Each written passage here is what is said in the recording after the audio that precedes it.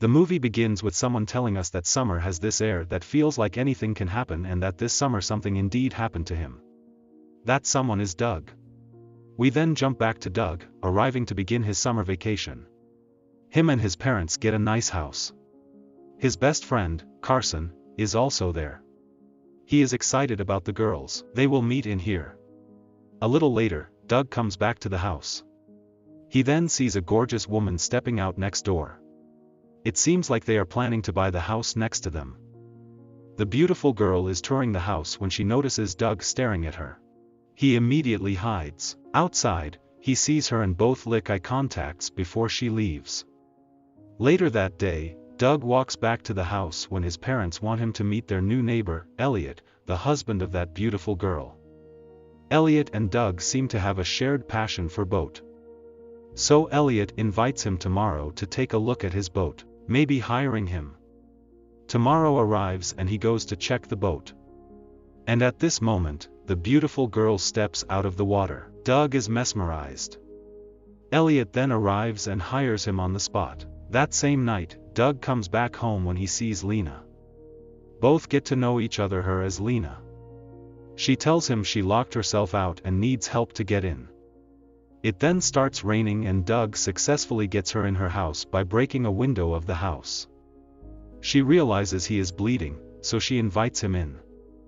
She reminds him that Elliot is on a trip right now. Both then stare at each other. Doug can't resist her and goes for the kiss. Both end up making love.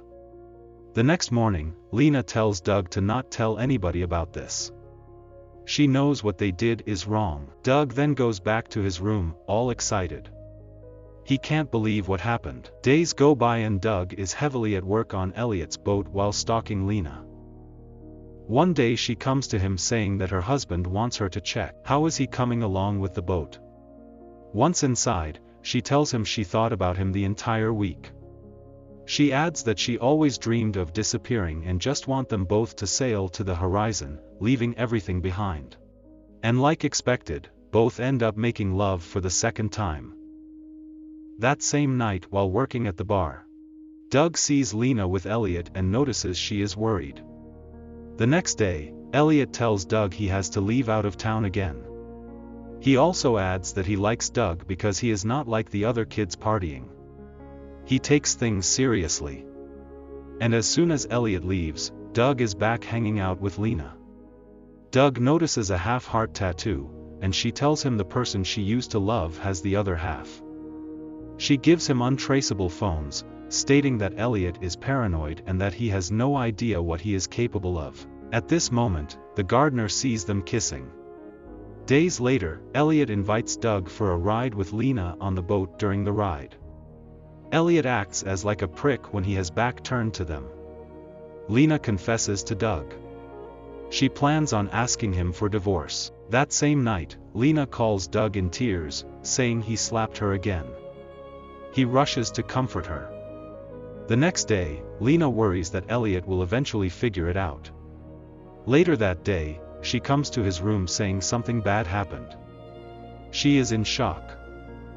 Lena brings him to the house and he finds Elliot dead. She tells him she hit him in self-defense. Doug wants to call 911, but she is scared to be accused of murder. Doug tells her then to act normal.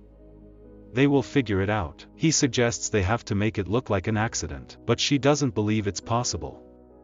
So Doug puts his body in his car and drags it to the boat. He then sails with it. The next day, police finds Elliot's body.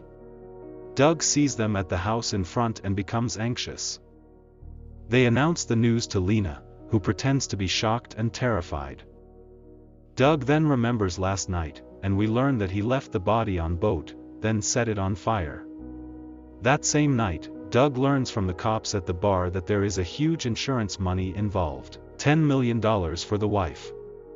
The next day, Angie from the insurance company arrives to the city to investigate if it was an accident. She is the only thing standing between Lena and $10 million. Her first order of business is interviewing Lena. Later that day, an officer working at the dock comes to Sheriff Jack and tells him he saw someone riding Elliot's boat that night. The following day, Angie and Jack are going through the property. She finds a broken glass. Doug watches them and panics, and she notices him. Later that day, Carson reveals to Doug that accidentally told the cops that he had a mystery woman. Doug gets mad and screams at him. There is no woman. The walls seem to be closing in. As the following day, Angie comes to his house to interview his parents. Doug is more than anxious. She wants to have Doug to come to the station for questioning. He panics and calls Leanna, but she doesn't answer. He is then brought to questioning. After it, he receives a text from Leanna saying they need to talk now. So he hurries to his hidden spot where they meet. Doug is mad at her because she panicked and lied. She had a stalker. He then hides their secret phones. As soon as he gets back home, Angie is at his house and they take their fingerprints. He is anxious hearing that they are looking deeply in that broken window. Angie then takes him aside and tells him she knows he was stalking her.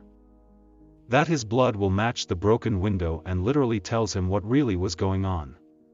But Doug gets stressed and goes to Carson to confess everything.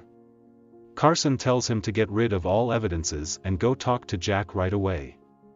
Meanwhile, his mom finds some panties in his room. Doug talks to Jack.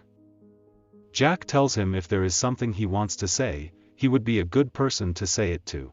At this moment, Doug's parents call him to talk to him ASAP. When he leaves, Jack takes the glass Doug was drinking to analyze fingerprints. An hour later, he is told the fingerprints matched Doug's. At the same time, Doug confesses everything to his parents. Jack also arrives as a courtesy. He informs the parents that he knows. Carson then texts Doug, saying he heard that the gardener is dead. So his only options are to get those phones to prove that Leanna was involved in this as well. He hurries to his secret spot while Angie is following him. He arrives, and right before taking the phones, Leanna comes in, kissing him. Doug then realizes the phones aren't there, and Leanna reveals she punched herself. She then starts screaming and the cops enters, arresting Doug, thinking he was assaulting her. Doug then asks Jack sometimes to find the proof. Jack gives him 20 minutes and let him escape. Doug then hurries to Lena's hotel room. He finds the phone, but Angie enters with Lena, who comes out of the restroom.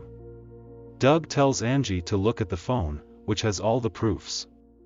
She looks at the phone and realizes he was saying the truth. She then tells Doug to stay here.